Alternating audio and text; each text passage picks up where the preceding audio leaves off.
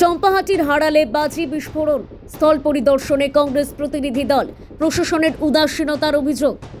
দক্ষিণ চব্বিশ পরগনার চম্পাহাটির হারালে মর্মান্তিক বাজি বিস্ফোরণের ঘটনাস্থলে পৌঁছল কংগ্রেসের একটি প্রতিনিধি দল।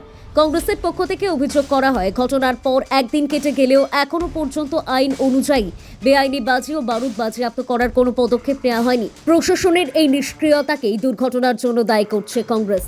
পাশাপাশি শাসক দল তৃণমূল কংগ্রেসের প্রত্যক্ষ মদতেই এলাকায় দীর্ঘদিন ধরে এই বেআইনি বাজি কারখানার কাজ চলছিল বলে অভিযোগ তোলা হয়।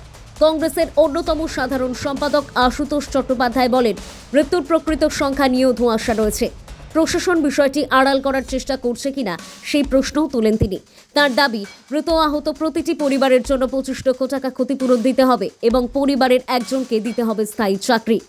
পাশাপাশি ভবিষ্যতে এ ধরনের দুর্ঘটনা এড়াতে যথাযথ অগ্নি নির্বাপন ব্যবস্থা, বৈধ লাইসেন্স ও নির্দিষ্ট ক্লাস্টার পদ্ধতিতে বাজি তৈরির ব্যবস্থা চালুর দাবিও জানানো হয়। এদিন কংগ্রেসের 7 থেকে 8 জনের একটি প্রতিনিধি দল ঘটনাস্থলে এসে স্থানীয় বাসিন্দা ও ক্ষতিগ্রস্ত পরিবারের সঙ্গে কথা বলেন। তারা প্রশাসনের ভূমিকার তীব্র সমালোচনা করেন।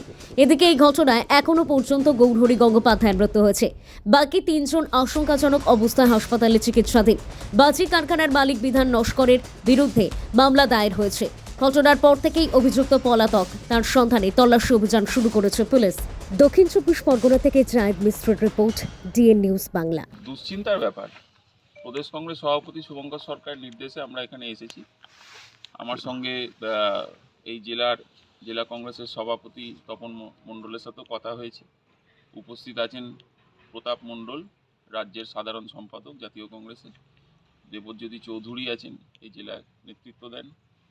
শিবশঙ্কর বাবু আছেন, আরও সবাই উপস্থিত আছেন। এখানে আমাদের বক্তব্য খুব পরিষ্কার।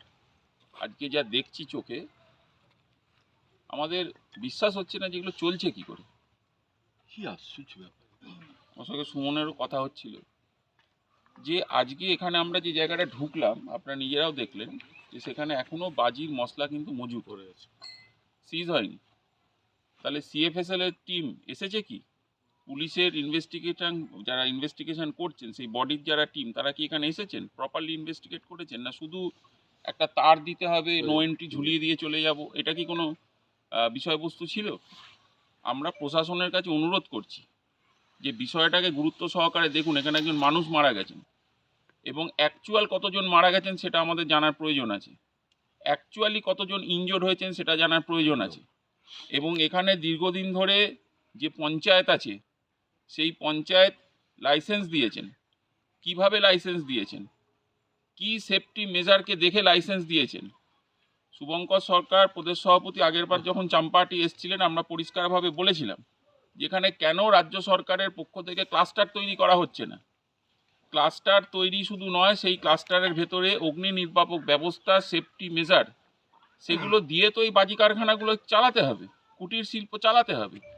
কিন্তু কুটির শিল্পর নাম করে মানুষের প্রাণ চলে যাবে, এইরকম একটা খোলা জায়গায় এরকম বারুদের চাষ হচ্ছে।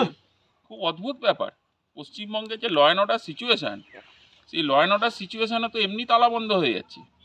এবং আমাদের আশ্চর্য লাগছে যে স্থানীয় প্রশাসন চোখে কি সর্ষের তেল দিয়ে ঘুমোচ্ছিলেন।